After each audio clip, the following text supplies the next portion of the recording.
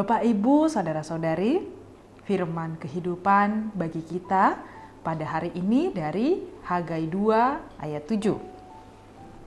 Sebab beginilah firman Tuhan semesta alam, sedikit waktu lagi maka aku akan menggoncangkan langit dan bumi, laut dan darat. Demikian firman Tuhan. Nas ini merupakan seruan melalui nubuatan Nabi kepada bangsa pilihannya, agar harapan dan iman mereka terus kokoh dan teguh di dalam Tuhan. Orang Yahudi meyakini kehadiran serta kemuliaan Tuhan Allah di tengah kehidupan mereka dilambangkan dengan adanya bait suci yang dibangun di tengah-tengah tempat mereka tinggal.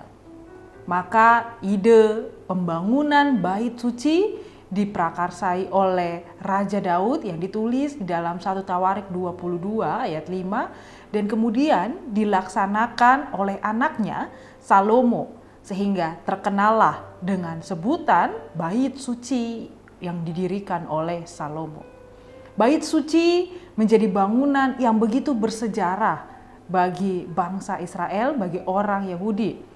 Bait suci menjadi bangunan bersejarah termegah, termasyhur di seluruh dunia, di seluruh tempat pada saat itu di abad ke-10 sebelum Masehi. Serta bait suci menjadi kebanggaan bagi orang-orang Yahudi saat itu. Oleh karena itu, bangsa Yahudi sangat bersemangat untuk melakukan penyelesaian pembangunan kembali bait suci di Yerusalem setelah mendengar firman Tuhan melalui nabinya yaitu Hagai. Sebab beginilah firman Tuhan semesta alam, sedikit waktu lagi maka aku akan menggoncangkan langit dan bumi, laut dan darat. Maka di sini ingin ditekankan perubahan-perubahan yang terjadi di alam semesta sesungguhnya merupakan tindakan dan kuasa Tuhan Allah yang bertindak untuk menggenapi firman-Nya bagi orang-orang yang percaya dan yang beserta bersamanya. Allah lah yang menjadi satu-satunya simbol, penguasa, pencipta yang dapat mendukung, yang dapat menggoncangkan langit dan bumi, laut dan darat, yang menyatakan kedaulatannya terhadap alam ciptaannya kepada setiap pengikutnya. Pada akhirnya, setelah habis waktu, maka Allah akan menghabiskan semesta alam, meruntuhkan seluruh tatanan dunia dan menghukum setiap individu yang menentang kehendaknya. Maka di sini ingin memperlihatkan bahwa di sini keberpihakan bagi bangsa Israel. Maka ini diperlihatkan seperti menghukum orang Samaria dan bangsa-bangsa lain yang ingin melakukan penentangan kepada pembangunan bait suci pada masa Nabi Hagai. Maka Bapak, Ibu, Saudara-saudari, firman Tuhan ini menubuatkan kedatangan Kristus di dalam bumi, di dalam kehidupan kita. Menubuatkan kedatangan Mesias ke bumi dengan kuasa dan kemuliaan untuk memulihkan serta mengokohkan bait suci. Kemuliaan Allah akan memenuhi bait suci seperti yang belum pernah terjadi sebelumnya. Dan di dalam Kristus akan berdiam di antara umatnya dalam sejahtera sebagai juru selamat yang maha mulia. Maka seruan ini menjadi seruan yang mengokohkan kita dan meneguhkan hati kita. Bapak, Ibu, Saudara-saudari, kita diingatkan tentang janji Allah di dalam bait suci, di dalam prakarsa kehidupan setiap orang yang percaya. Janji Allah mengenai kedatangan Kristus yang akan membangun, yang akan disimbolkan di dalam bait suci, yang akan segera ke bumi dengan kuasa dan kemuliaan yang besar, sehingga kuasanya itu akan menggoncangkan langit, bumi, laut, dan darat. Hal itu yang akan digenapi sesuai dengan janjinya dan sesuai dengan waktu Tuhan.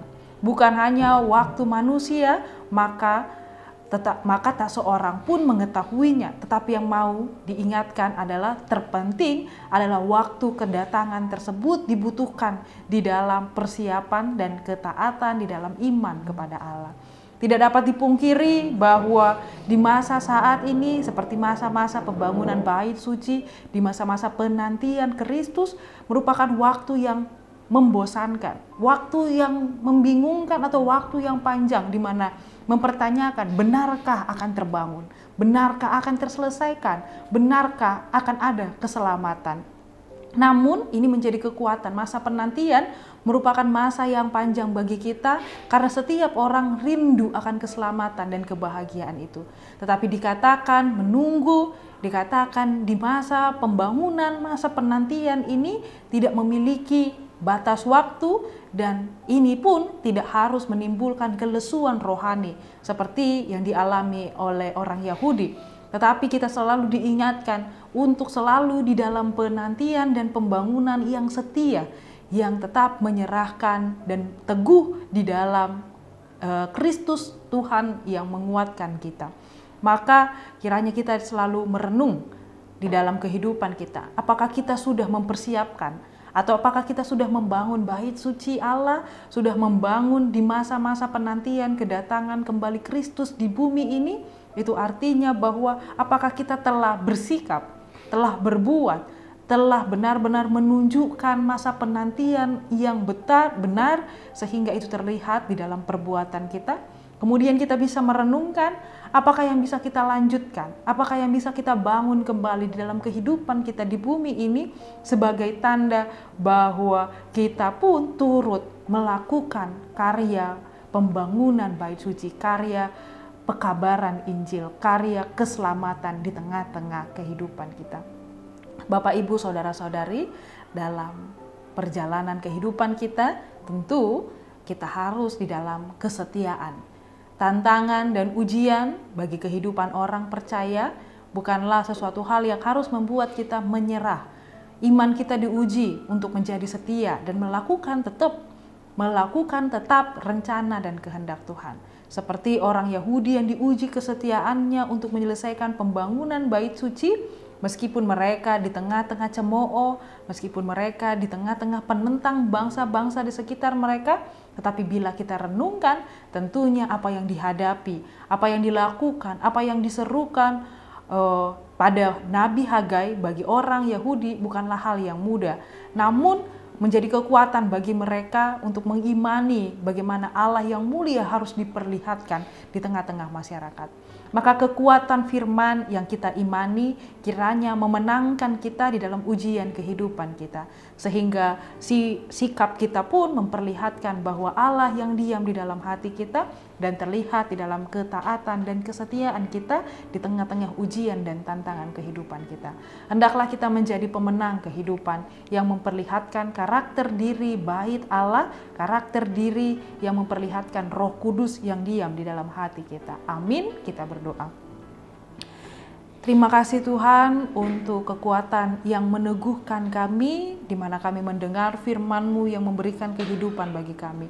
Bahwa kami pun kiranya tetap setia di dalam semangat untuk terus melakukan yang sesuai dengan kehendak-Mu. Bagaimana Allah yang mulia tersebut harus diperlihatkan, kiranya itu nyata di dalam sikap dan perilaku kami. Sehingga benarlah nama-Mu yang dimuliakan di dunia ini, di bumi ini, di tengah-tengah ciptaan-Mu. Kami serahkan seluruhnya kehidupan kami kepadamu Tuhan, hanya melalui nama anak-Mu Tuhan Yesus Kristus, kami berdoa dan mengucap syukur. Amin.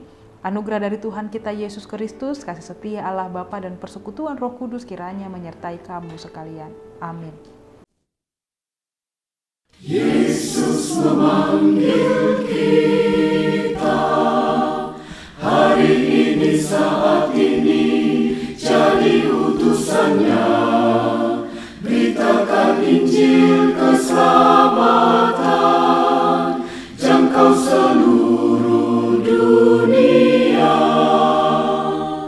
Di kota dan di desa, di bandar pasar juga, di rawa pantai dan lembah, dinantikan kehadiran-Mu, bawa damai sejahtera dari Allah. Sending HKBP bersinar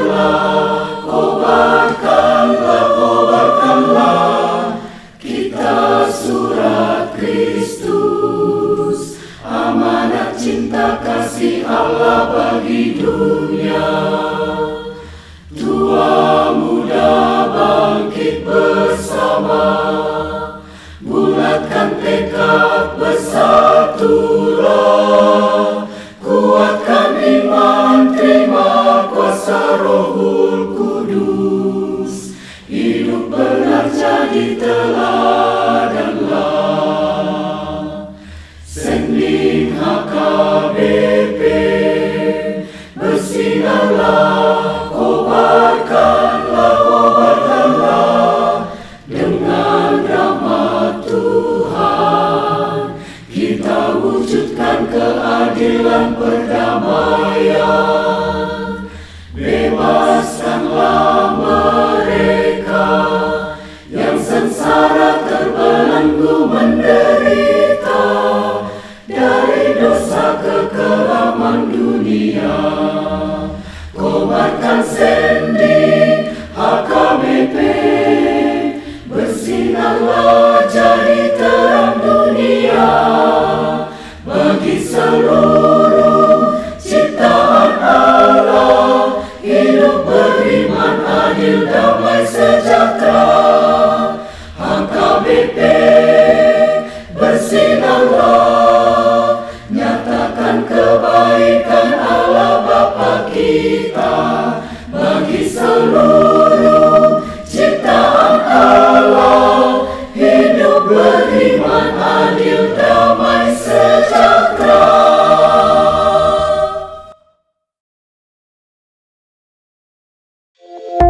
Thank you.